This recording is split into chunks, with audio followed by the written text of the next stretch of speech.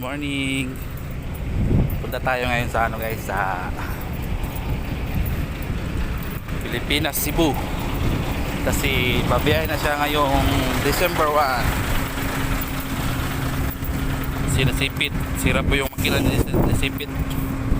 Next year pa yan siya babiyahe.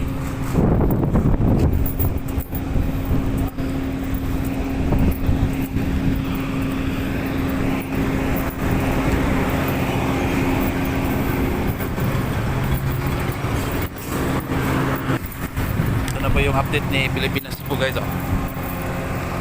Kintap na po yun siya guys. Bagong pintura na po yan.